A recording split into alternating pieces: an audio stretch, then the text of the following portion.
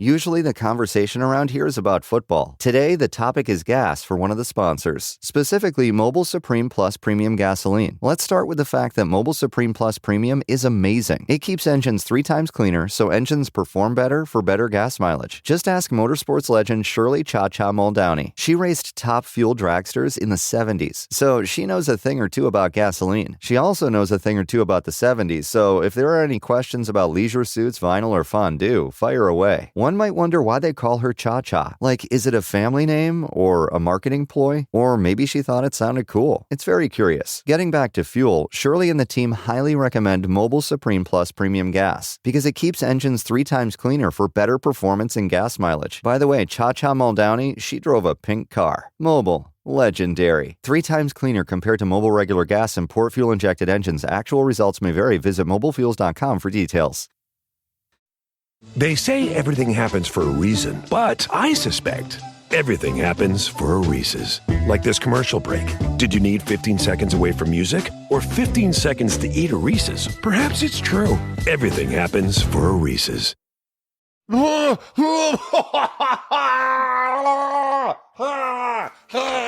about to throw up too. Dude, it is so bad. Get it off the screen. I don't want to watch it anymore. Can we just fast forward to the end? Get it off the screen.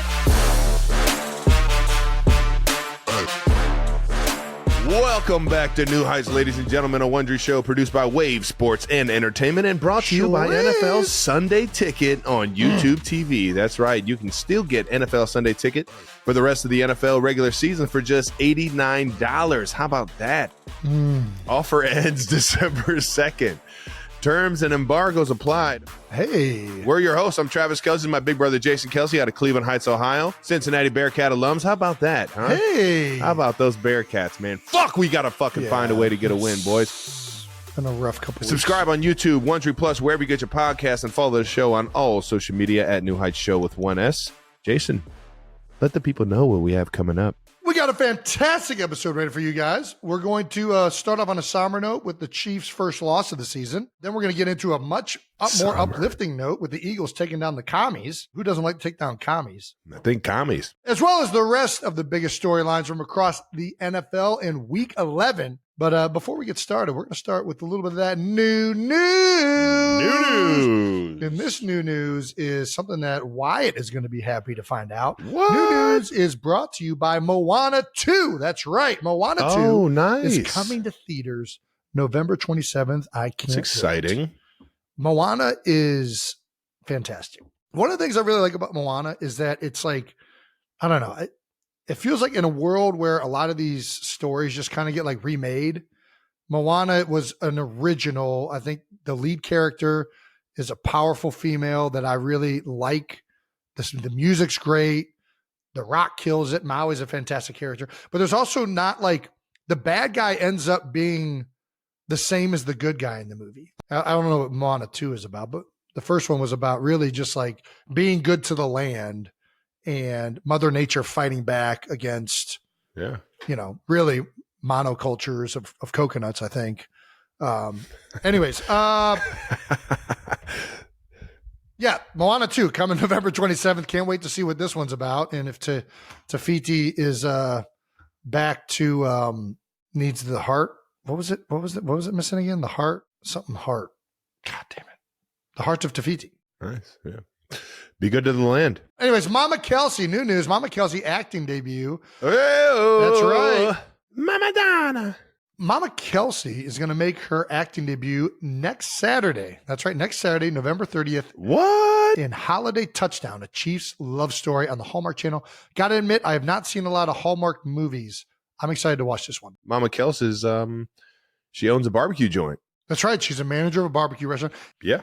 Mom can cook a lot of things. I don't think she's ever made barbecue a day in her She's never life. made barbecue for us. No. I mean, like not even like barbecue sauce. I don't even remember that being like a thing that Mom would do. That was Dad's deal. Dad was like, yeah, leave the barbecue to me. I'll make the sauce at home. I think it's good enough to sell. I think Dude, he wanted to, you remember that? Dad wanted to sell his own barbecue sauce. He did. And Mom was like, Ed, we can't mortgage our entire financial savings because you want to sell your barbecue sauce. Barbecue sauce was really good, though. It was fucking great. I've had it again. It doesn't taste. I don't know if Dad didn't write down the recipe right. I feel like, sometimes when you're finagling stuff just off the fly, off the cuff, you nail it. That's good. I also we tried to recreate it. We tried to recreate it, and he gave me the list, and I expected it to be like a big head. He's a Kelce. He's finagling everything. He gave me this barbecue sauce recipe, and I was going to try and make it when it was like 4th of July or something like that. And I was expecting it to be like, oh, you got like ingredients. These spices, these herbs, like brown sugar. Ketchup, brown sugar. This thing is nothing but other sauces and other condiments combined to make one sauce. I'm like, dude, you can't. How many? He scammed us all. You just went to the. He just had Sweet Baby Ray's mixed with fucking. Dude, he just went to the. Hey, man, this shit's good as hell. No wonder. He went to the fountain Coke machine at McDonald's and just mixed a bunch of them together. I got my own sauce. I'm not going to lie. Shit. That's how you got fucking vanilla Coke. That's how you got fucking, you know what I mean? All I know is that it was good. And Dad was on to something. In another world. He figured it out. He figured out. Big Ed's barbecue sauce could have been a thing, maybe. Yeah. And the word around town was, Big Ed could fucking make some wings, man. He could make wings. Everybody loved those wings. Everybody. The original Kelce mix. Yeah, check out November 27th, as we said. Mom's first acting debut is hitting the big screens. Well, TV screens. I think those go straight to TVs. I don't think that goes to the theater. Yeah, I think they go straight to streaming. But you can see Moana too in theaters. All right now. Jason debuts Santa Drives in the Astro van. That's right. Yeah, baby. How did it feel being up on stage, big guy? Well, my voice was gone. I lost my voice the previous week. So we talked about this. Yeah, I was really nervous. You didn't do our remedy? I tried. I think I had about, I probably had more honey than Winnie the Pooh throughout the whole evening. You went the honey before. route. You went the wrong route. I did tea and honey. It was both. See, you went tea. You can't. Jason, did you hear anything I said? You didn't fucking listen to anything I said. And you still had a raspy voice. You tried to go the fucking... You're so ridiculous. Between this and then trying to film something else, I could not. Can we turn the sound off for a second while Jason's shaking his little shaker, little banana shaker? Oh, yeah. Right. Look at you. Everybody mute your computer now. Everybody I mute love it. your facial expression. Like, I'm here we so go. nervous right now. Sorry, I'm not sorry.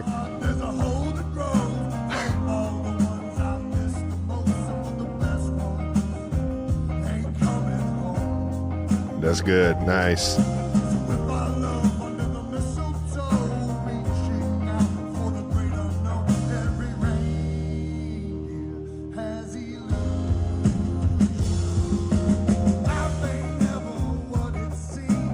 Nice, man.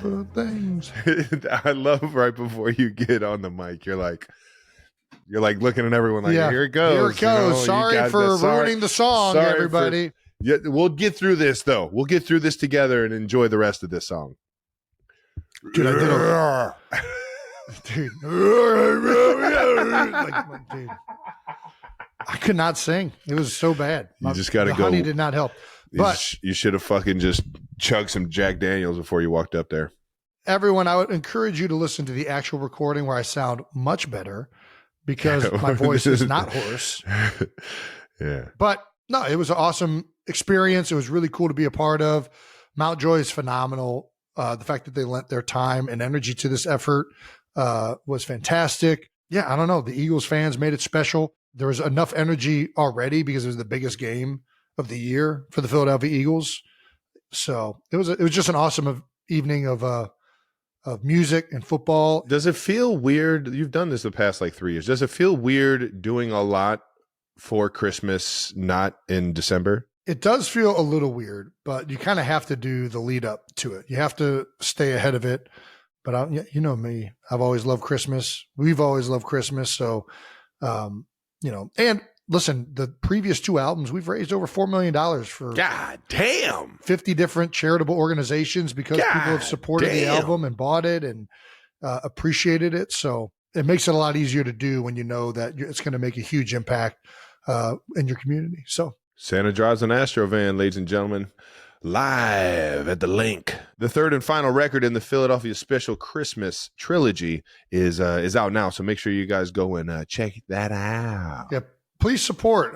We've had a lot of support in the past, and we're trying to do it even bigger this year. We have aspirations to do a lot of amazing things for the community, and the only reason we're able to do any of that is because people support the album, and it's turned into this wonderful Philadelphia thing that I think just is fun. We have a Operation Snowball we're trying to execute on this year. I haven't even told anybody about this yet.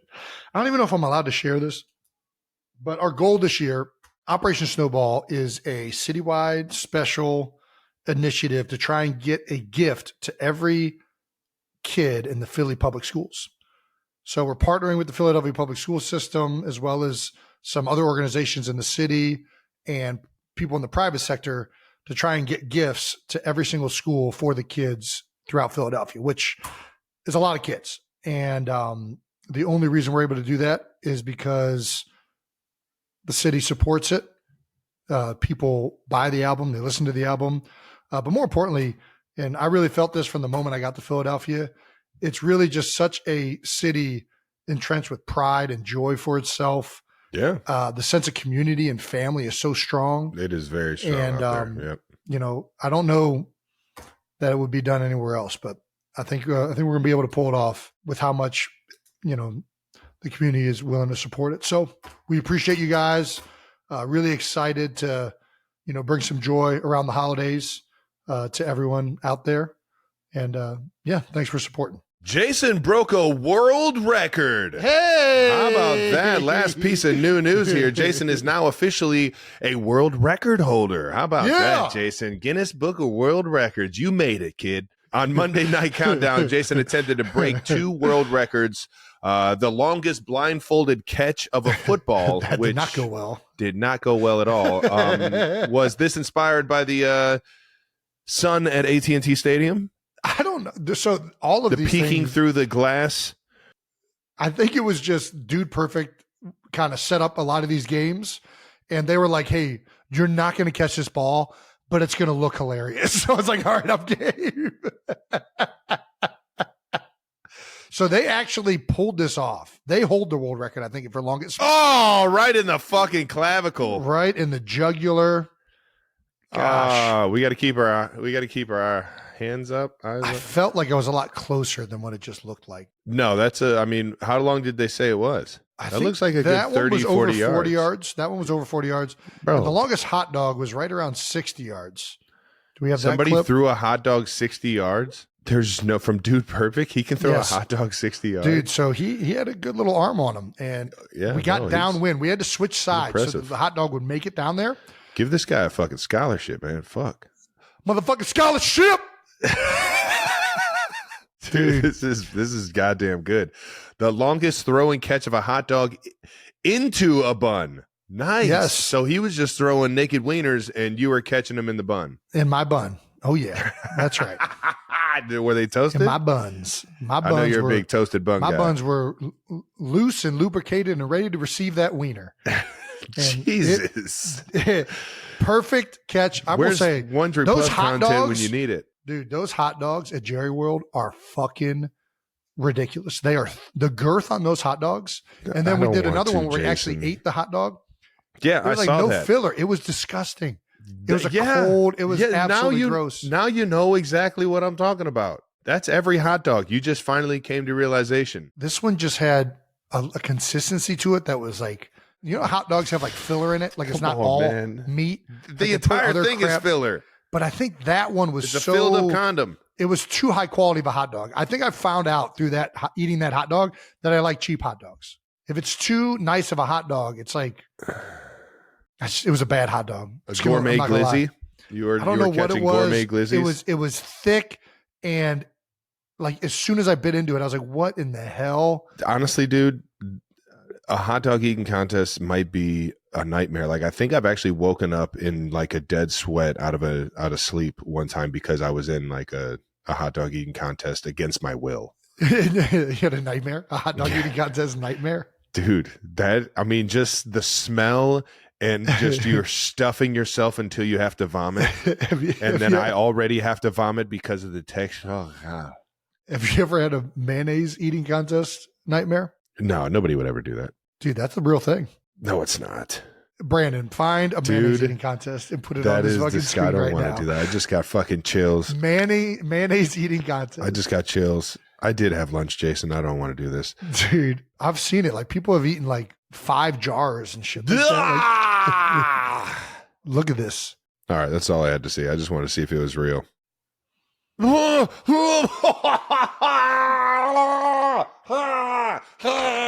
about to throw up too. Dude, what the fuck? That is so gross. Oh.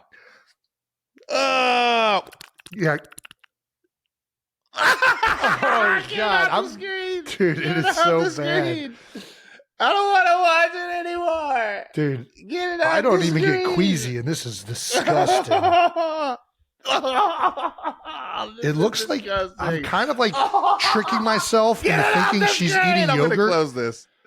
I'm like, in my head, I'm like, okay, it's actually vanilla pudding. That's the only way I can be comfortable is fooling myself. The texture is disgusting. Oh, my gosh.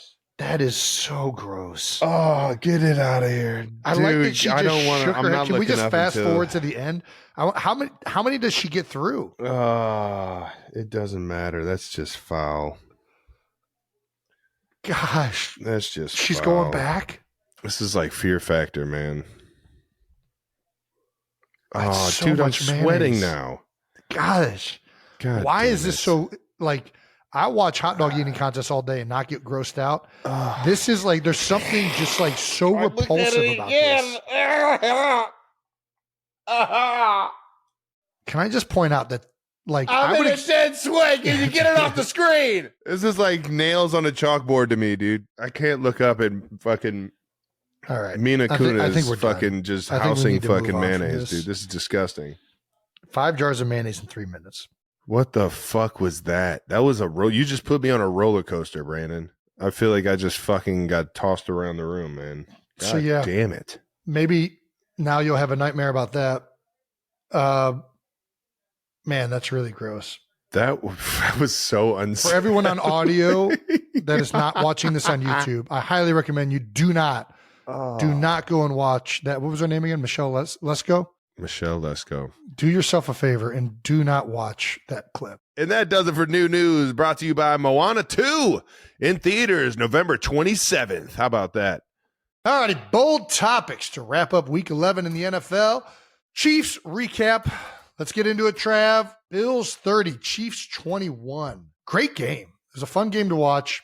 Did not turn out the best for the Kansas City Chiefs. The Bills played a great 4-quarter football game. Turnover early, got the ball at half, possessions, didn't have a lot of them. They were doing a good job of keeping our offense off the field, putting together drives. I mean, keep having Mahomes off the football field, man. Absolutely. And it was impressive. I mean, yeah, they were converting third downs, something that I think we didn't do a great job of. They won their one-on-one matchups in a lot of different areas, and it wasn't just in terms of like the wide receiver DB one-on-one matchups. I think it was all over the board and back to the drawing board for sure. I think it was a nice, I don't want to call it a wake-up call because we went into that game knowing that, the Bills were one of the top teams in the NFL. Sometimes you just need a different perspective on things. And watching this game back, you kind of see a trend happening over the past like 3 to 4 weeks. And you just got to fine tune things, get back to the basics, get back to the fundamentals. Yeah. And really just get back to going to work throughout the week. And I have all the confidence in the world we'll be better because of this game. But at the same time, hats off to the Bills for showing up, man. Yeah.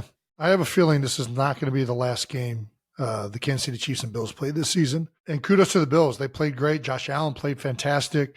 Like we were saying, they sustained a lot of drives. And the Kansas City defense has been so good. And I don't think, like, the defense didn't play bad. It was more like the Bills just made plays at the right time. Josh played great. This was 2 really good teams going up against each other. And the biggest play of the game, obviously Pat is so good down the stretch with the ball in his hands, and he did it the drive right before Buffalo scores their last touchdown. You guys drive down and bring the game within 2 points. And McDermott and the Bills have a decision on 4th down with 2 yards to either punt it or try and retain possession. And the last thing I think anybody thought was that Josh Allen was going to scramble and score a touchdown on the play. But I mean, I think that aggression is what you have to do. if you give me A, B, or C, I'm saying Josh Allen's doing something with his feet. Yeah, that's fair. It's Josh Allen. I mean, they were on quarterback power. They were like, let's put it in Superman's hands. Yeah. No doubt. And he executed it to perfection. That's what they had to do. I think that they knew if they would have given that ball back to Pat, it's out of our hands. And they decided to be aggressive and take control of it, and it paid off. Man, look at how and Karlaftis was so close. If he George. Either way, it was an awesome game. You could see the intensity out there from both teams because obviously you guys have played a lot of meaningful football games against each other. Let's get some post-game thoughts. Mahomes, you can use it as fuel. That's a good football team, so it's nothing to hang your head about. We feel like we can play better, so we'll get back to work and try to use it as a spark to be a better football team in the end. The undefeated thing was cool, but that's not our ultimate goal. I love this, and I think that this is all you can do. You take losses or you take things that you're not operating at the right level or where you want to be at, and you try and become better from it. Yeah. The Bills are a great football team. They are. They're one of the best football teams in the NFL this year, and they're going to be able to win any football game they're in, especially with the guy they got playing quarterback and the team they've assembled. And it's an experience that will ultimately make the Kansas City Chiefs better from moving forward. I really believe that. Yeah. Andy Reid on the undefeated talk, going away, potentially being a relief for his team. He said, I don't really care about all that crap, which, I mean, how much were you guys hearing of the undefeated stuff? Because it feels like there's this narrative out there that was potentially getting in your head. I find that hard to believe that you guys were even thinking about that. You don't think about, I really want to win this game so I can remain undefeated. No, we want to win this game because we have a lot of really close football games against the Buffalo Bills, and we love fucking competing against them because they're one of the best teams in the league. Like I get fired up playing against the best. Yeah. Yeah. I get fired up playing against the best teams in the National Football League, and I was fired up for this one, and I didn't play my best, and that shit fucking it pisses me off, and it made me, go right back into work on Monday after the game and get after it and find a way to make shit right. Yeah. I think this is something that you won't see out of us in the future. I think we're very confident that we'll get the things fixed. We have all the talent that we need to go and win another Super Bowl. I've been on Super Bowl winning teams. We have enough talent to fucking make a run at this thing. And I think everybody knows that. All we got to do is just be at our best. And that's what we were not for 4 quarters. I mean, there wasn't a single quarter that where it was like, oh yeah, we outplayed them. We got them on that one. No, they were out there. They had a little bit more idea what we were doing, and they were fundamentally more sound in a lot of different areas. Yeah. I put that on myself to be more fun, to harp on the fundamentals throughout practice, make sure I'm getting out there and I'm running around. I'm not just going through the plays, make sure I'm focused, make sure I get the timing down with the quarterback so that, we're on time for Pat, and Pat can be confident in throwing the football where it needs to go. A lot of this shit is just, it's very fixable. And I got all the faith in the world in this team. And I focus on the offensive side, but I got all the faith in the world in Spags and that defense to get it right as well. Well, Andy had a similar message to rookies and newcomers, and really the whole team, I'm sure. You got to dig in. This should hurt. You spend a lot of time and effort preparing for these games as coaches and players. You have to figure out these problems and work to solve them. You can't just say everything's going to be okay. That's how this works. You have to check the ego at the door and do some self-eval, which I think he's clearly saying, similar to what you're saying, is, listen, we've been close to losing some games for the last couple of weeks. And now we finally have lost one. It's time to really focus on what we need to get better at. I don't give a fuck how your body's feeling. I don't give a fuck where your mentality is off the field. When you step in that building, we are here to figure shit out. Yeah. And we are here to get better as football players for the football team. I think that is a mentality going forward that everybody has to be a part of, top down. And I think myself included, I got to be the leader that I've been in the past, and hold myself accountable so that everybody sees how it's done.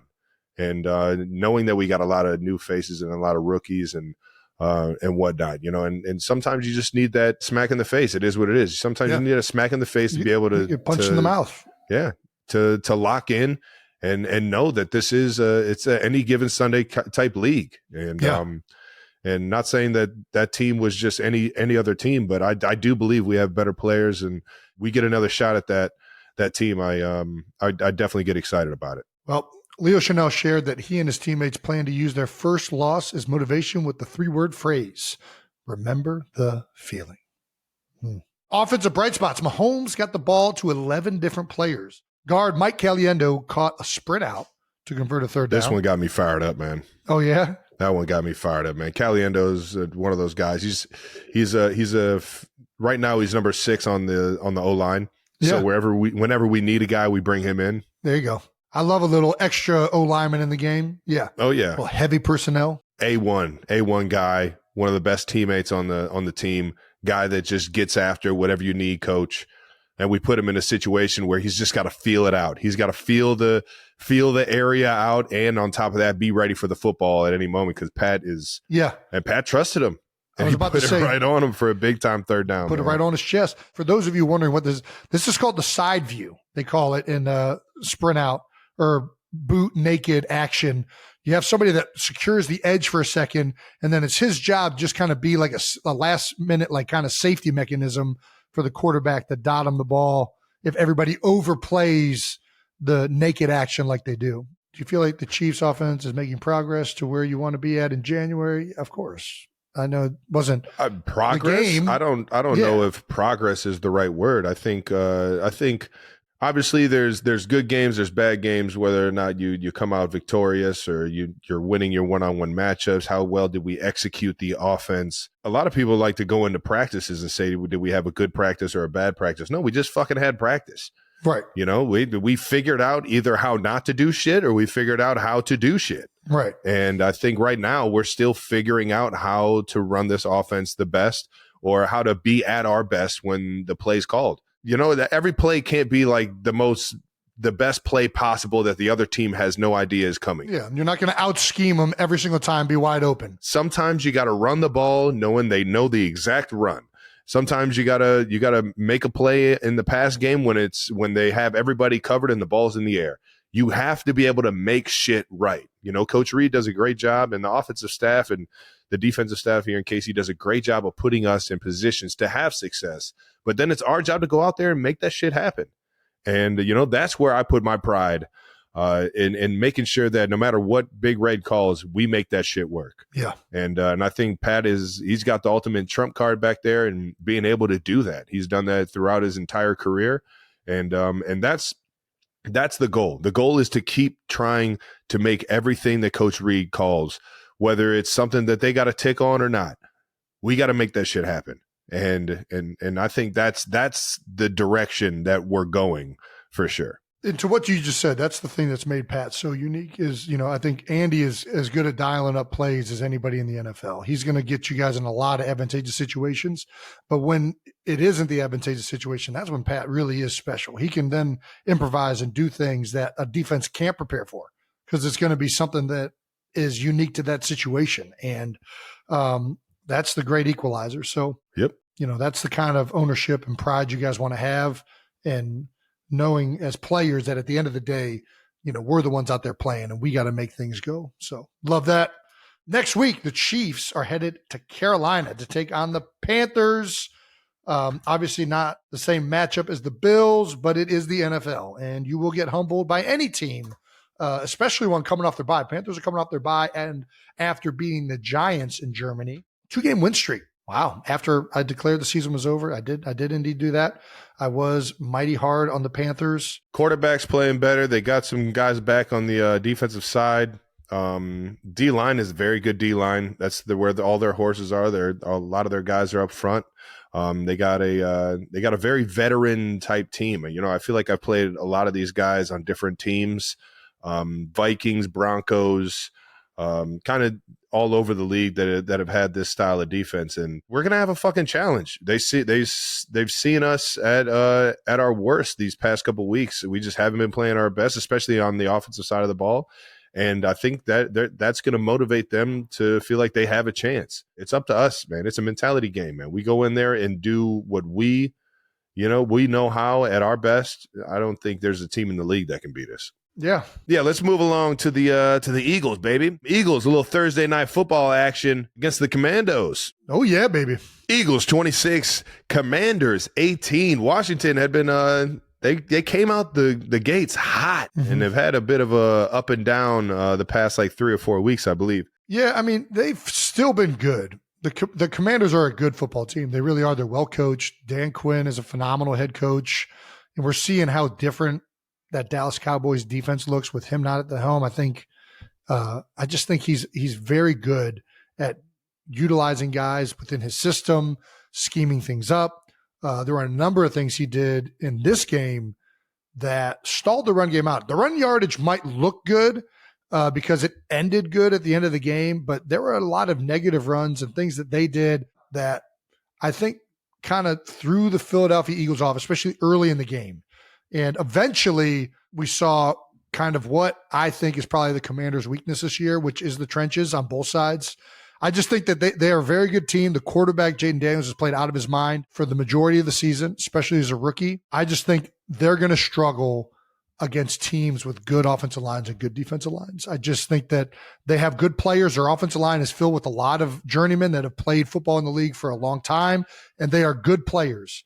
But on both sides, they're missing just like a couple of those dudes that like you can lean on to like, hey, this guy's going to create movement. We know where to go behind this one. They're just missing a little bit of that. And I think that when teams that are going to be able to win that physicality with them, they're going to be able to put pressure on Jaden Daniels and take him off his rhythm and timing, shut down their run game. Because their run game, a lot of people have been talking about Jaden as a thrower. Brian Robinson in this rushing attack between him, McNichols, and Eckler, all three of those guys, they've been running the ball like crazy. I just think that the Eagles defense has been really clicking as of late. Well, Eagles are now first place in the NFC East behind only the Lions. Is Nick Sirianni not getting enough love from Philly? You know what? I was listening to WIP this morning. I think the Eagles fan. The fuck is WIP? WIP is the local, like, big sports talk show station in Philadelphia. So they're the ones that have been shitting on them. Well, they control a lot of the narrative, but I will say they usually are. I think WIP is pretty much, for the most part, I don't want to say for the most part, WIP is oftentimes just a reflection of what the fan base truly thinks about the team. Yeah, that's how you keep the fans involved. Sometimes they are wrong. That's how you keep them listening. Sometimes they are wrong. See, that's what I mean. I told you, Sirianni is done. They're also it tends to be the loudest fans, which, you know, hey, listen, I go on WIP. I like listening to WIP for these exact reasons. I like hearing those perspectives. But I think Nick was facing a lot of criticism for the end of last year and early on this year. He made a lot of fourth down calls that just haven't gone their way, and he's faced a lot of criticism for that. A lot of fans have been saying, you know, what does he do? He's not calling plays anymore. What is he doing as a head coach? It's so unfair. It is. It's very unfair. It's so fucked. And Nick is really, that narrative is starting to flip. Obviously, when you win games, that's all people care about. And at the end of the day, what I think Nick does a really good job of doing, he's a great communicator. He does a wonderful job in team meetings and communicating who we are as a team, what we need to do, how we're going to attack them, what we're going to be on offense and defense, making critical decisions in the games, which some of them haven't gone his way this year, but I still don't disagree with most of those decisions.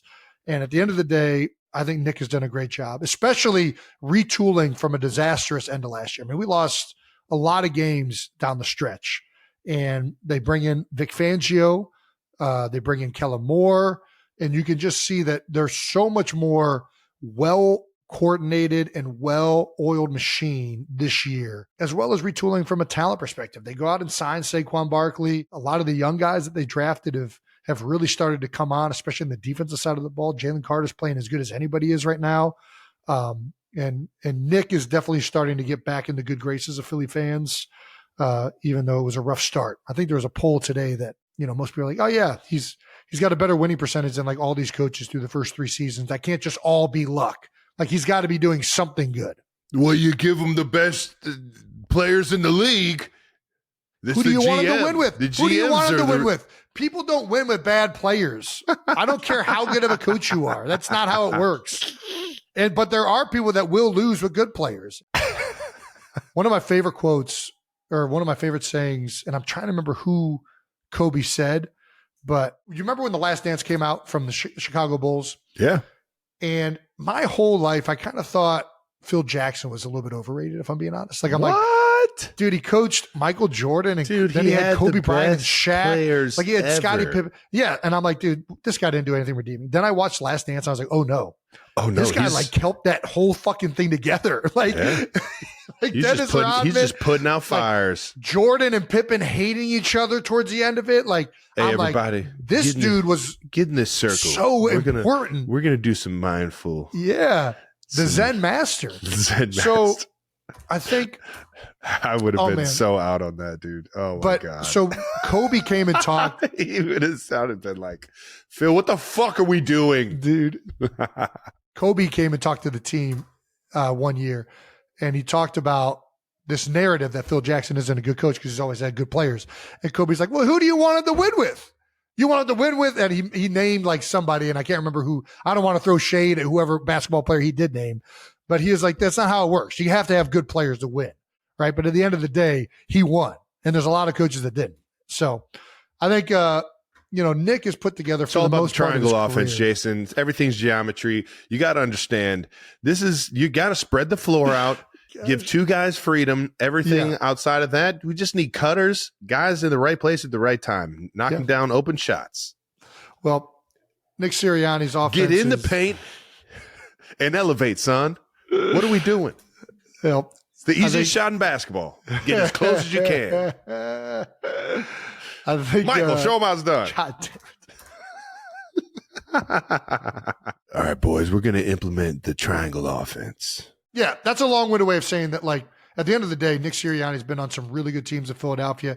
Yes, they've had really good players. Howie Roseman and the personnel department have done a great job, as well as the coaches, of building a roster that is going to be, synonymous with the team and way they want to play football. And I think that right now they're really starting to come together. They found out their identity on offense. Saquon Barkley is a big piece of that. Speaking of Saquon, he rushed for 146 yards and 2 tutties against Washington. Man, this guy is fucking balling, man. Couldn't have happened to a better guy, man. We had him on the podcast in the offseason, and I think we both realized it right then and there that we were like, damn, Philly just got a fucking – he just stole from the entire NFL, man. Yeah. And you could tell how just down to earth he was and how much of a teammate he was. He had been dealt with some injuries over there in New York, but it's just awesome to see him get this thing going. Game sealing 39-yard touchdown late in the game. Shout out to Cam Jurgens on blocking the safety. Oh yeah, twice on this play, dude. He blocked him twice on this play, and he got on the play right before this. They ran this play 2 times in a row. This is the second version of it. They ran this play, I think, 3 times in the game that I saw. Yeah, he obliterated. You just see the offense. Just everybody's creating grass. Half of their team is outside the numbers. Yeah. And when you get a defense trying to play their gaps so far that they're like damn near on the sideline, it just creates so much room for a guy with speed and vision to be able to work with, man. They're playing this like 4-minute defense. They got the dime in front there, and the safety's down, weak side. And Cam does a great job of getting up to him. His hands are so strong. He has that great like 3-inch punch that is just so violent when he connects. He launches guys in space. God damn. So they ran that play. The play right before, they ran that exact same play to the left. And Cam, if Landon would have held onto that block, they probably would have scored on that play because he did the exact same thing to the guy. Just launched him. Yeah, check this out. Bow. Jesus. So strong. And he knew it too. He did a little head bob right there. Oh my gosh. Big jerky. Beef jerky. Jerky jerkins. Huh. Jesus, kid. Man, right get up. Make a play. Fuck, I'm back on the ground. Man, that's tough. Saquon had a couple big ones at the end of the game. He had that one, and then the play right before that he scored the touchdown on. Not right before that, but the drive before that when he scored the touchdown on. They had been, when teams play a shell, like let's say we're 2x2. I don't know if this is worth getting into, but you run a zone play weak side, and that nickel plays the B gap late to the weak side. You know what I mean? Yeah, I hear you. We call it a nosy nickel. They were doing that a bunch, and that ball was getting so close. Like Saquon had like 2 or 3 that could have been huge hits right through that B gap. Yeah. For Devontae the first time, if he just would have dug the nickel out just a little bit harder, that would have been explosive. Then there was another one where it just kind of got in the way enough, right? Where it ruined the run. Right before it, he scores a touchdown on it. I think they got confused. I don't know if Bobby didn't know that they were rotating down to the tight end, but they didn't have anybody in that B gap. And it was a out the gate 25-yard touchdown, whatever it was. But anyways, they really should have done better on the ground. I thought Dan did a really good job of scheming some things up, but I came away from the game. I mean, this was really positive. Saquon is so good, man. The speed and jumping over people, that's a lot of the stuff that people notice watching him. What I notice is he's got such good vision. He makes so many plays and makes reads that I've never seen or played with a guy make. I mean, you could argue LaShawn was as good at it. LaShawn was maybe the shiftiest guy I've ever seen play football, but Saquon does so many things. He's patient when he needs to be. He gets through the hole with explosion when he needs to. He hits it front side or backside. He's running duo. He can get it to that backside, which is so hard to see. He just does a phenomenal job of creating runs. And combined with this offensive line and the quarterback they have and the threat he is, good luck, So anyways. Well, Saquon's rushed for 1,000 yards, 1,137 yards and 8 touchdowns so far this season. Just 175 yards behind his season best with 6 games left? Yeah, I don't want to jinx anything, but yeah, he's looking pretty good about midway through the season here. The last running back to win MVP of the National Football League was Adrian Peterson back in 2012. That was the last non-quarterback to win it as well. How about that? Should we stop calling it the MVP and just give it to the best quarterback, like the most valuable quarterback? Just announce that the best quarterback is the MVP? Yeah, the most valuable quarterback, and then because then the offensive player of the year, that's the one that kind of gets shuffled around to like running backs and wideouts, and I don't even think a wideouts won it. But yeah, I don't know.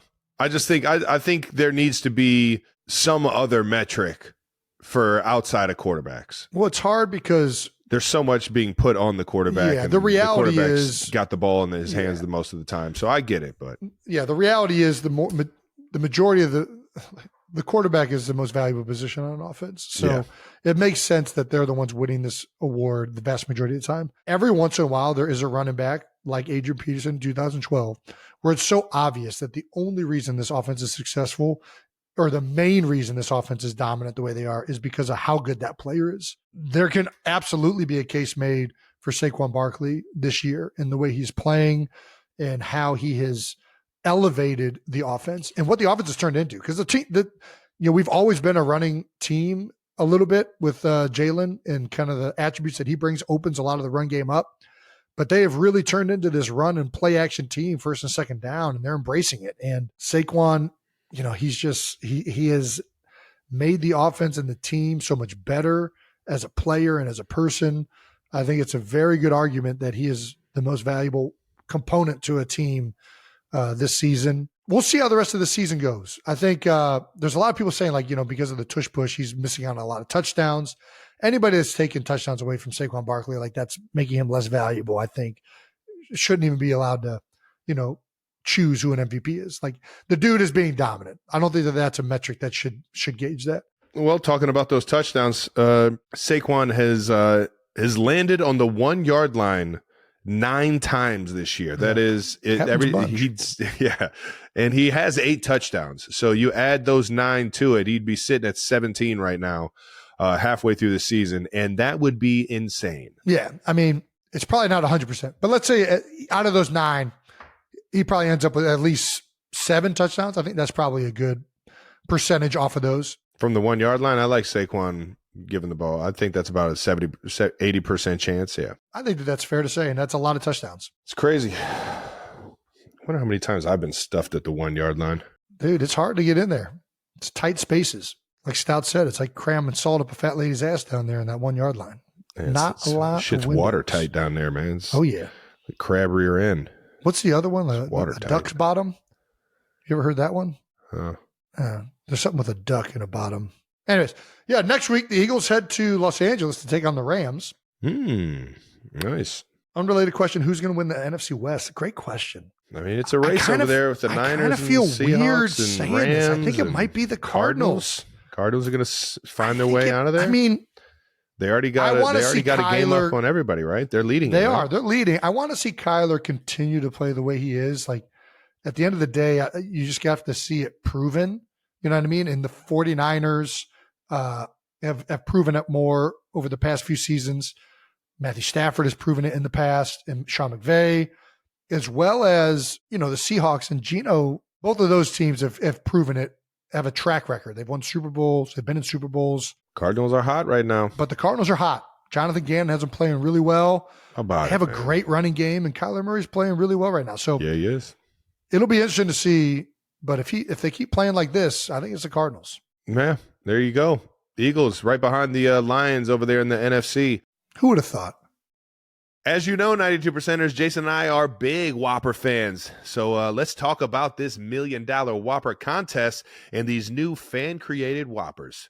All brought to you by Burger King. All right, let's go through these. There's the fried pickle ranch created by Fabian. Crunchy fried pickles. Gotta love those pickles. And then we also have the maple bourbon barbecue created by Calvin. That's right. Sweet and tangy barbecue sauce and bacon. Oh, did the mic just pick up my stomach growling? And last, there's the Mexican street corn Whopper created by Kelce. Crunchy tortilla chips with roasted corn spread and spicy queso. And it was created by a Kelce.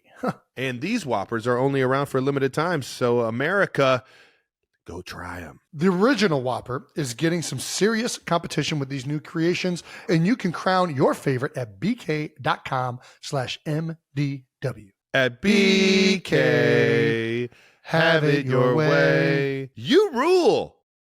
The rest of week 11 in the NFL coming at you fast, and it is brought to you by Burger King. The king of That's burgers. right. We're going to get to the Whopper recap right now. Wildest news out of week 11. For the first time ever, the Detroit Lions are the favorites to win the Super Bowl. Congratulations. Yeah, we'll see how it is. Not to take away from anything the Lions are fucking doing right now, because goddamn, they look unstoppable. They do. They look very good. We talked about, like, can a running back ever win the MVP? The league has shifted back to, this line of scrimmage, run and play action. Like the last few years, it's gone to this, the last decade, it's been really pass heavy, spread it out, dial it up with when premier you got quarterbacks. Dan Campbell getting his guys to bite kneecaps, man. Holy cow. They are just run through your fucking face, man. Of the line of scrimmage. Dude, their 1-2 punch in the backfield, that might be it's impressive. Two of the best we've seen in the National Football League, dude. And they're kind of different. Like, I love the way David Montgomery's just a great every down back. Yeah. Or a great like first, second down, like just run right at you. Gibbs, I really like watching him play. He's shifty. He's dynamic. He can do a lot of things really, really well. I think both of them combined are really just a very fun time. I didn't know this. They are nicknamed Sonic and Knuckles. So Sonic is definitely Montgomery. What? Gibbs kind of reminds me of like Knuckles. I could see that. I think you got it twisted. Sonic is the fastest of the bunch. Yeah, but like Sonic doesn't, when I think of Knuckles, I think more of shiftiness from what I remember from those games. Like Knuckles? Sonic was just like a freaking road runner, or it was like a bowling ball, which I think of more like he would bowl up and go like there. I kind of think of that more in like David Montgomery Lane, but whatever. I hear you. Clearly, I don't know the nickname well. They both could do it both. All right. It is what it is. Yeah. Either one of them could be whoever they want to be because they got the full package. That's about as dynamic of a duo we've seen. We saw what they did to the Jaguars, and we'll get into that in a second. But first, we want to start out with a game that might have been my favorite game from this past week, especially from Sunday. Steelers beat the Ravens. There's something about Steelers and Ravens game. It's always tight. Come on, baby. It's always physical, like that AFC North style of play that we grew up watching in Cleveland. AFC North, man. And it did not disappoint. My goodness. When you're playing, especially when you're older, and the chippiness happens on the field, I feel like a lot of times you're like, dude, will you stop with the nonsense? Like, what are you doing being ridiculous? You know what I mean? Like, can we just play football? Why you got to get into all this other stuff? I haven't felt that yet. That's the way I was. Now I find myself like, dude, I love it. I love when people are like getting in each other's faces and talking trash. Like Broderick Jones going at it with Humphrey. They got to get warned because they're about to get kicked out of the game because they're jawing at each other and hitting each other after the whistle. That's the kind of football that gets you excited. And that's what this game, that's the energy this game had. And that's the energy your guys' game had. You guys are a lot of back and forth. Deion Dawkins was all over the place. That's when you know the meaningful games are happening. And it was fun to see that kind of football being played. And the Steelers and Ravens, it was an old-fashioned bar brawl. It was two teams that knew how important the game was. They were going at it. And ultimately, the Steelers won the game without scoring a single touchdown. 6 field goals, baby. Boswell, 6 field goals, leading them to victory. I will say, Steelers won the game. Their defense looked outstanding, and they clearly know how to kind of get under Lamar's skin. They kind of have always played them well. And part of it's their defensive line is just so good, and they kind of shut down some of the run actions and things that Baltimore likes to do. You know, TJ Watt is a dynamic player. Cam Hayward is a dynamic player. The Ravens had their opportunities, and I still came away from the game thinking that the Ravens are probably the better team. They just had, they had a lot of penalties, a lot of mistakes, and things kind of kept the Steelers in the game for long enough to secure a victory. Shout out to the Steelers. It's a big win for them. They're playing a lot better. 8-2 or 9-2 as well, I think. Yeah, they're right there. Potential coaching changes. At this point in the season, there's a lot of speculation, obviously, on what is in the future, because at this point in the season, there's some teams that are clearly not going to be competing for a Super Bowl, and some fan bases want to know what is in store for next year. They've already given up, Trev. I just don't believe in doing that, man. What do you mean? Firing a coach midway through the season? Midway through the season? I understand things can probably get hostile in the building between the front office and a head coach, and I understand that could be a part of it, but if you don't know the direction you're going in the future, to just fucking can a guy and make everyone's life that much harder, to change the scenery that much, I don't see the benefits of it. I think for me, I've also never been a part of a team where listen, you've Andy Reid, pretty good. You guys have had the coaching thing figured out. First of all, I agree. I think most of the time it does not I don't like firing a head coach midway through the season. I'll say the one time that I think it probably does make sense in some regards is if there's tension in the building as a result of things not going well, and the head coach is not a part of fixing that. He's a part of like making that an issue and exacerbating problems. And exacerbating. That was the word I was looking for. Thank you. There's how do you know when the right time is to move on from a head coach? I think a lot of that comes down to when there's just like a difference of where you want the team to go from the ownership and personnel, and there's a disconnect on, where we want to go next. And what we're doing right now isn't working. And it's time for, in the best interest of everybody involved, to move on. Yeah. And most of the time, the right time to make that decision is after the season. But there are some times where it's like, all right, listen, this is like not a conducive environment that we want to have. We want to have everyone more on the same page. So let's get rid of the head coach. And it also kind of establishes to all the players that are still there, like, oh God, they just fired the coach.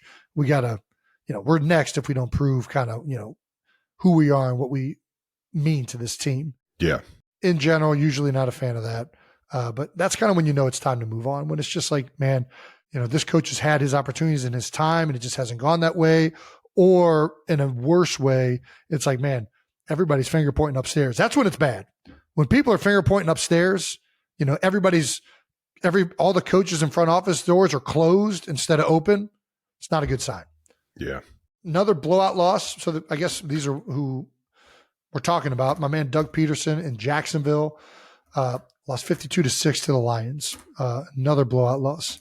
I mean, listen, it has not gone well for the Jags this year. And I think there's a number of reasons for that. Listen, I played for Doug. I know the type of coach he is. I know how much he cares about his players and the value he brings in that position. Oh, yeah. I will never not be willing to play and suit up for Doug Peterson. I'm right there with you, brother. Because of the type of guy he is and the way he coaches the game. So it hurts me that they're struggling down there in Jacksonville. And, ultimately the head coach bears the brunt of all this stuff. That's part of that position. But it's hard for me to go there with Doug because I know what a fantastic, phenomenal coach he is. Another one that people are talking about is, the situational failure with the Bears and Packers. Bears are now 5-17 in one-score games under Eberflus since 2022. Man, that's rough. There was another stat out there that really is just like luck just hasn't been on his side late in the games, man. I will say that stat that he's been in that many close games, and like I just think that Eberflus is a defense. I think there was another stat saying that he's had the most like 90% chances to win and bad errors. Yeah. I mean, listen. I forget what it was, man. And I had the fortune of meeting Coach Eberflus over the offseason. He's a great actually dude. At the Kentucky Derby, man. I met him at the Derby. Great fucking guy. You could tell the guy just fucking loves ball, man. We were hanging out, talking ball just about the entire time we were around each other, man. Dude, he used to be the linebackers coach in Dallas, and he would coach Sean Lee and a bunch of those guys and give me fits. He's a fantastic coach. And defense has not been the issue for the most part in Chicago. They've played defense pretty well. They've really struggled offensively. And again, ultimately, the head coach is kind of the one that bears everything. The fact that they're in that many one-score games, though, tells me that the defense has been playing well. They've had opportunities. They just haven't been able to execute. Obviously, there's the one glaring one that they kind of messed up on with the Hail Mary and even the play before the Hail Mary against Washington earlier this year. The blocked field goal, I don't know how you put that on Eberflus, but I guess you put everything on one it. fucking paw in the air, man. You can't just fucking right? like it's not even like they got penetration. How did Eberflus not tell them to not let them put their hands up? Keep the hands down on field goal. Yeah, he's been hit with a bunch of things that just I feel like have been out of his control. But there's so much to go into all of a football game, all four quarters of a football game. And like you said, man, the head coach is he's going to take the wrath. Yeah, he's going to take the beating if something's going on. Yeah. So I don't know. The one thing with Eberflus that's, and listen, I think he's a fantastic defensive coach. They just invested a lot of money into Caleb Williams. So they need to figure out something that's going to make that kid thrive. And maybe that's, if it's not the offensive coordinator, you got to hire a guy and steal him from an organization that is a proven offensive mind, in my opinion. I think you have to figure that out just from like a resource allocation, right? They need and want Caleb Williams to pan out. They're going to have to figure out a way to make that happen because they got players over there. Like there's weapons over there, and DJ Moore and Keenan Allen. They got horses over there. You know what I mean? So their offensive line has struggled a little bit, but even that, I think they kind of got some decent offensive linemen, just haven't really executed as well. Big question mark in the NFL for head coaches is a very shocking one for me because I've had a lot of trouble going, or at least had a lot of bumps in the road going up against his team, and that's Zach Taylor at Cincinnati. Yeah, when you start seeing quotes, it's not a good sign, right? Jamar Chase said, "How do I do it? I don't know. Ask Zach. Ask the coaches. Don't ask me. That's not my job." What was the question? Was asked how can the team finish better? That was the question was, how does the team finish better? How do I do it? I don't know. Ask Zach. Ask coaches. Don't ask me. That's not my job. I don't think he's throwing shade at Zach in this. Yeah, I think I play football on the field. I don't call plays for us, so I can't really do nothing. I think he's just basically saying that's like, yeah, I mean, maybe he's throwing shade. Let me think about this more. How the team could finish better. I mean, just deflecting blame. Yeah. And putting it on Zach. And I mean, I don't know. I don't know what to think about this. This wasn't as bad as I thought before seeing it. I think this is probably a guy that's just frustrated, feels like, they doesn't have the answers right then and there. Obviously he's playing his fucking ass off. He's about to be the Triple Crown winner if he stays on this pace. And freaking beast. Yeah. So it's like, I mean, he's doing everything he can to win. And I think the question itself was asking him, hey, do you have the answers? He's like, no. I mean, exactly. You pay the coaches kind of how I'm reading it. To figure it out. Yeah. That's above my pay grade kind of type answer. Yeah. Especially right the fuck now after I just had another heartbreaking loss. Like, what do you like? Yeah. What the fuck are you even asking me right now? I think it was one of those defer to the head guy and let the head guy answer those questions because right now I don't want to fucking even think about it. Asked if he believes plays are part of why Cincinnati isn't finishing. He said, I don't know. He's just being honest. Yeah. I don't know. I think he spoke his mind in the past, and I think people are just looking for those kind of quotes from him. But I don't think this one. I don't think you dive too deep into this one, or maybe you do. I think they're going to, especially in Cincinnati, because the Bengals are much worse than they expected them to be. Everyone expected this team with Burrow coming back and being healthy to be a Super Bowl contender. And as of right now, it looks like they're not going to make the playoffs. So Zach Taylor is going to face a ton of criticism. And again, that's the nature of it. Yep.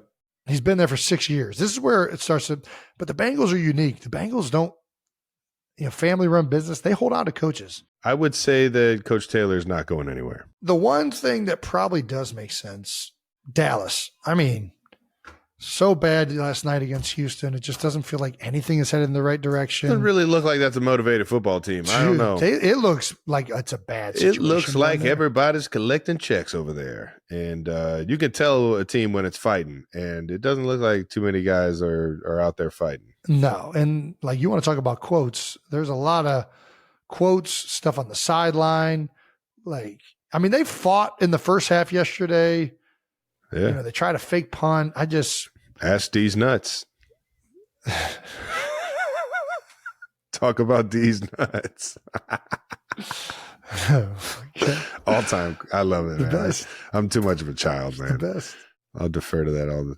Shout out to Diggs, man. I know that shit. I mean, it sucks losing. And when you don't have your best players out there, Dak's not playing. It's tough, man. It's tough. CeeDee Lamb's out there trying to make shit shake as much as he possibly can. And same with their run game. It's tough, man. What sucks for Mike is that it feels like a lot of what is going on in Dallas. And listen, Dak hasn't played as well as everybody expected this year. It feels like a lot of it's personnel driven. Like they had opportunities to sign guys this offseason. They chose not to. They trusted the guys they had in the building. And a lot of those young guys and people that they trusted just have not played at a high level. And I don't know that you can blame Mike McCarthy for that. Maybe you can. I don't know who's making those decisions. Brandon saying, yes, you do. Our resident Dallas fan, intern Brandon. I think it's more Jerry's fault. That's kind of what I'm getting at. Like, Jerry's the one who's making all of these decisions. He's the one who created this fucking stadium so that the sun would peek through. He's the one that doesn't want to do maintenance on the ceiling. If we want to get rid of Mike McCarthy, go for it. I do think they just paid Dak all this money, similar to Caleb Williams. Like, they got to find a way to get him going for it to make sense. Oh, yeah. I'm sorry. Like they've invested a lot of money. Yeah. I know that Caleb isn't getting when that investment has been made in the quarterback, you have to figure out a way for that investment to make sense. And the Giants are in the same boat right now. Well, no, they're getting their cards have already shown. They're moving on from Daniel Jones. What? Is this news? Did he just get benched or something? He got benched. They're going to Tommy Cutlets, baby. What? Shut the. You didn't. I swear to God, Tommy Cutlets is back in it. You didn't hear this? No, man. Yeah, baby. Not only did they bench Daniel Jones, they didn't even go to Drew Lock. They went straight to Tommy Cutlets. Listen, I'm like, what is going on? They just want those shirts. They want everybody in the stadium like, hey, we know we're not very good. We're just going to be a caricature of a Italian dude from New York now. But no, I mean, this is clearly the Daniel Jones experiment is over. They're benching him so that he doesn't get hurt and they don't owe him a bunch of money. There's going to be a bunch of changes in New York after this season. But yeah, back to Dak in Dallas. We aren't talking about that one. How's that one not on the coaching? I mean, is Daboll, you think Daboll's safe? He was the coach of the year 2 years ago. I don't really know what to say about all this coaching stuff because it's hard to know what the right moves are unless you're in these buildings. Ultimately, coaches are responsible for the product, for the outcomes. Beyonce halftime is coming to you live on Christmas Day. I'm going to fucking miss it. Damn it. Yeah, baby. I can't wait to watch this one. Announced this week, Beyonce will be performing at halftime of the Texans-Ravens game on Netflix. Yeah, how much does the NFL hate the NBA Christmas games? What did Adam Silver do to deserve this? Listen, NBA does not have, Christmas, right? Yeah, they don't have, they're not the king of Christmas. No. Especially when the NFL's in town, baby. Hey-o. Come on now. We get some big time matchups. Texans, Ravens, Chiefs, Steelers. How about that? Who would have thought? I mean, these NFL people got to figure it out. Come on now. They're pretty good. Pretty good.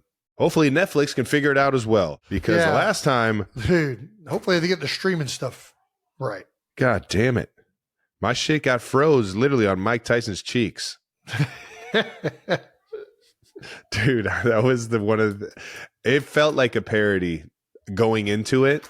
Yeah. Just from like Mike slapping him in the weigh-ins of course, the pre-fight stuff. Yeah, you know all that's like, and then just part of the bit.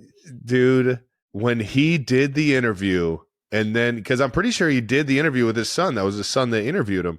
He kisses him on the cheek, which I've never seen that in an interview ever in my life. The guy is done with the interview right before his fight, goes and kisses another man on the cheek, says, "I love you," and then walks off, and the camera pans and slightly goes down so he can catch this guy in nothing but a jock. Dude, I'm not going to lie. I immediately sent that to fucking everyone. That was the funniest shit ever. I was not watching at this point.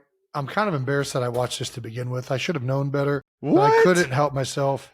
Oh, man. I will say, though, the moment I saw that clip on social media, like, I didn't think Mike was going to win before, but I knew when I saw those cheeks he wasn't going to win. Come on. Lose your glutes, lose your game. He got an old man ass in that photo. Are you? We're 60. If we're being honest, if we're being honest, wow, how are you supposed to keep your glutes past like 40? This is my point. This is why Andy said that. Lose your glutes, lose your game. You can't be out there with saggy glutes. He doesn't have the same.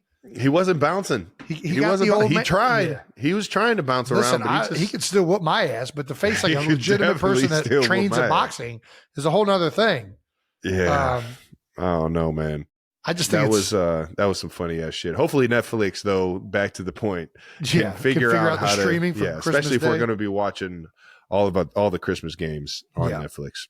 Because I was pretty pissed. It kept going in and out. It kicked me off about 4 or 5 times. I am pissed at nothing Netflix did. I'm only mad at myself for actually spectating that and contributing that stuff like that happens. I don't know what I just love Mike Tyson so much I couldn't help but watch it. But I mean, I just love watching Cleveland. I knew kids. what I was going into before it like even happened, and I still just could not help myself. But you can't. Nobody can. It's the best shit ever. I'm not gonna lie. The ass interview definitely, I think, said it. I don't think I was gonna watch it. Kylie and I were watching Great British Bake Off, and then I saw that ass interview, and I was like, Kai, I gotta watch ass interview. I gotta watch this old man who used to be the baddest person on the planet try and go up against this fucking beast of a Cleveland kid. This baby. West Side just Cleveland kids living out their dreams, baby. That's what I'm here for. Shout out to the Paul brothers, baby. Dude, holy cow! Shout out to Jake Paul for not knocking out Mike. The Mike Tyson that we know, if he was in Jake Paul's position, he would have fucking KO'd that guy into a coma. Well, that's why Jake Paul's not Mike Tyson. He's got a heart. Yeah. They wanted to talk about the interview with the kid that was asking, what do you think of your legacy, Mike? And Mike said, but I'm talking about the vicious Mike Tyson. Yeah, that's a different level. Yeah. If Mike one thing has not changed about Mike Tyson, it's his ability to answer interviewers in the most spectacular fashion. You think I give a fuck about legacy? We're all going to be dead. Who cares about legacy when you're dead? Who Shout cares out about to what the young girl reporting. God damn, she was really professional. It together. She was like, wow. Thing. That's a very interesting. I've never thought of it like that. They did not prepare me for this in my multimedia class in high school. I did not know that I was going to get ridiculous people to. Yeah, well, welcome to Fight Night. Okay, at some point, somebody's going to tell you that nothing you do in life matters because everybody's going to be dead, and you're going to have to act like it wasn't a ridiculous statement. Go. Okay, I understand that. I get where you're coming from. Oh, okay. Shout out to Mike Tyson, man. Fuck. Dude, legend. All righty. That does it for a Week 11 recap brought to you by Burger King. All right, now let's move along to No Dumb Questions to close out the show with some No Dumb Questions because there's no such thing as dumb questions, 92%ers, just two dumbasses trying to figure it out. No Dumb Questions is brought to you by Mint Mobile. How about it, man? All right, we're going to answer some not dumb questions from our Heights Hotline voicemails today. How about it, man? Heights Hotline is hot. It's a hot hotline. Next caller on the Heights Hotline. What do you got for us? Hi, guys. My name's Ashley, and big fan of the podcast. But when Thank you, we Ashley. see like other 92 percenters out in the wild, what are we supposed to do? You know, like for Eagles, we say like go Birds or Chiefs, you know, but what do we say when we see a fellow 92 percenter out in the wild? You know, should we be yelling anything at all? I like this. Should it be something, you know, profane? I'm not sure. Probably not. Should it be something? Anyway, would love to know. Bye. Thank you, Ashley, for calling in on the Hythe Hotline. Yeah, thank you very much. I don't think that's a dumb question at all. I think this is an awesome question. Yeah, I have not pondered. So, Jason, I don't know about you, but whenever I'm out and about, I do get random calls and shout outs from the 92 percenters. No doubt. The real ones listening in every single week. I'll always get a good new news. Get that one. That's like a banger. That's a calling for all the 92 percenters to unite right there. And then was profound. Is that what she said? She wants one that's profound. Profane is what she said. Asking if we should have a swear word in there. Which, listen, I'm all for profanity, but this is yell out fornicating. I think that'll get everyone to be like, wait, what? I only know one guy that really talks about that on a weekly basis. We're going to be in a public setting. We should probably limit the profanity. Just yell Jumanji instead of fornicating. Jumanji! Somebody put Jumanji on. You know, for some reason, what I thought of right away. So New Heights is obviously an ode to Cleveland Heights, where we grew up. The Heights, baby. What do Heights, no matter what like class you're from? Heights, hey! Heights, hey! Like, Heights, hey! Like that's the international Heights High greeting. Yeah. What can we bring that to New Heights? New Heights! New Heights! Or should we just do Heights High? I think New News is probably the best one. Well, New News is definitely the one that everybody goes, but New News always does it. How about you guys send us some recommendations? How do you guys greet each other out in public when not just us? What do you guys say to each other? What are the first things that you bond over when you see somebody wearing some New Heights apparel or somebody you know that watches the show? That's a tough one to answer for us. And I don't know that we have the credentials. The power to make such an audacious decision for our fan base. There we go. Why don't we get another one? You hit us with another one now. Hey guys, hoping you can answer a question that's causing a bit of a disagreement between me and the wife. Okay. When is the earliest appropriate time to put up the Christmas tree? Am I being a complete Scrooge by saying we should wait at least until after Thanksgiving? Thank you and go Birds. I think Thanksgiving has always been the date. In the Kelce household, Thanksgiving was the day. Yeah. I mean, preferably you put it up on Christmas Day. We never stay true to this tradition. It up on Christmas? Or Thanksgiving, sorry. Put Yeah. it up on Thanksgiving Day. So I like the tradition. We have never done this in our house, but maybe we actually will get it done this year, where after Thanksgiving's over, you put the Christmas tree up. I like that tradition. I think that's a good one. You know, Thanksgiving's really the start of Christmas season. We would have the Christmas tree already up, though. No, but you got the Christmas tree. You've bought it already, but it hasn't been put up, right? Maybe you buy it, the day. I'm pretty sure we put it up, like a few days before, and then the ornaments, and you dress the tree. It. That's an Ed Kelce question. Thanksgiving is definitely, to me, the pinnacle day that you're really that's the start of Christmas season. I sit here advertising a Christmas album. That is. I'm also not trying to see Christmas lights in the beginning of November. You know, I just don't. I'm kind of with you. Don't do that to me. Don't ruin Thanksgiving. Let Thanksgiving be its own thing. Let it be. Its lead up. It's beautiful so good on its day. Own. You have Halloween, Thanksgiving, and then right after Thanksgiving, the moment that turkey goes down your gullet, parents get to force their kids to eat stuff that they don't want. To teach them lessons in life. To be thankful. Let Thanksgiving be its own day. Hey, Jason and Travis. This is Lisa from Akron, Ohio. Okay. Love you as people and love your show. Rubber Bowl. My relationship question for you. Oh, they want to hear from the ladies, man. Who don't love to do chores, and I told them when they're older, they're going to have to be doing them around the house anyways. So I wondered, very old-fashioned. What chores did you do growing up around the house, and do you do them now as an adult? Oh man, I don't. Yeah, you got to understand, You got to understand. Yes, I did do chores. So I started off as a child having to do chores. I feel like that's very good, important lessons that I learned from mom and dad.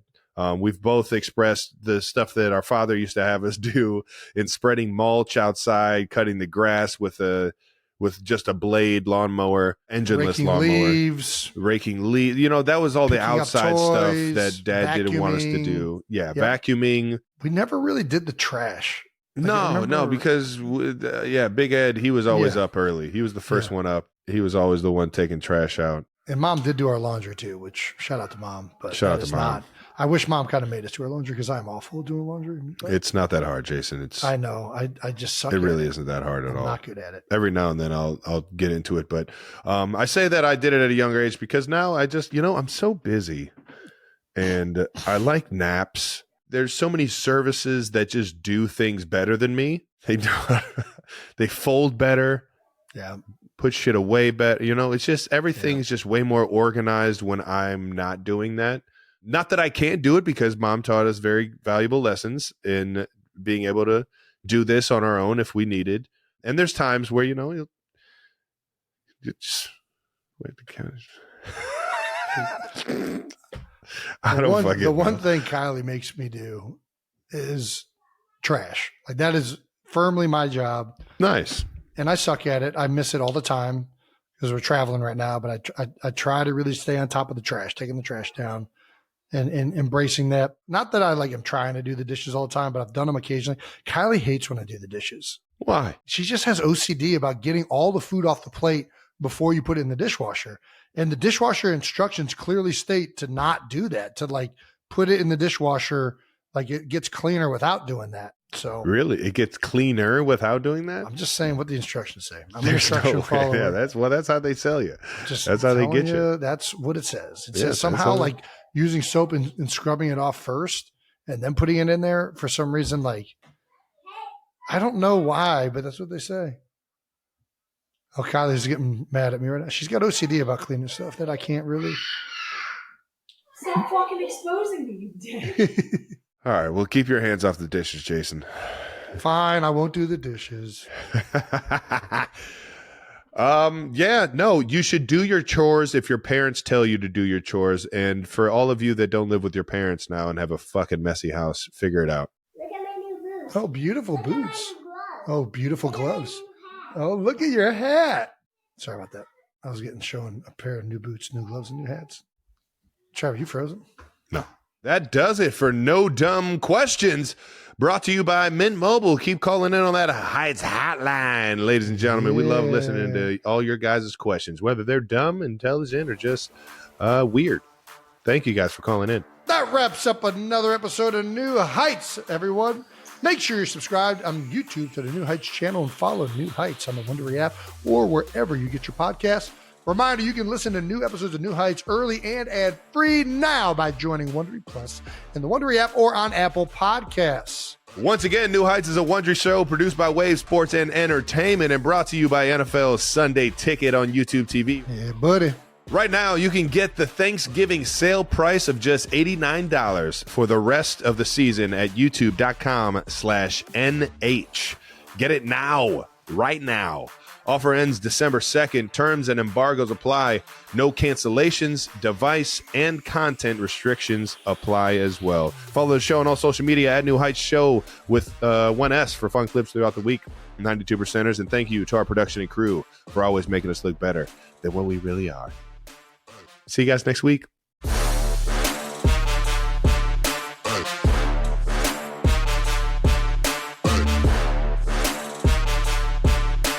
What does your digestive system do with 5 pounds of mayonnaise? This is how they do it. Serving size 1 tablespoon. Do you know how many tablespoons of mayonnaise that woman just ate? I don't know what you're even trying to find. Servings and then servings per container. A tablespoon of mayonnaise is 90 calories. So you're just trying to figure out. That's a tablespoon. That woman, 10 grams of fat in one tablespoon? That's what I'm saying. This woman just had what? That's what I'm trying to say. There's no way you can digest that much fat. So she had 2,000 252 grams of fat in one jar. 252 servings times 10 grams is 2,520 grams of fat per jar. She ate 5 of them. That woman had 12,600 grams of fat in 3 minutes. I'm good with aioli. It's the exact same thing. I don't know how you can't get over this. No, it's a different taste. What is mayonnaise? Can we Google that real God quick? damn What's it. mayonnaise? No. Do you think they got any mayonnaise in Moana too?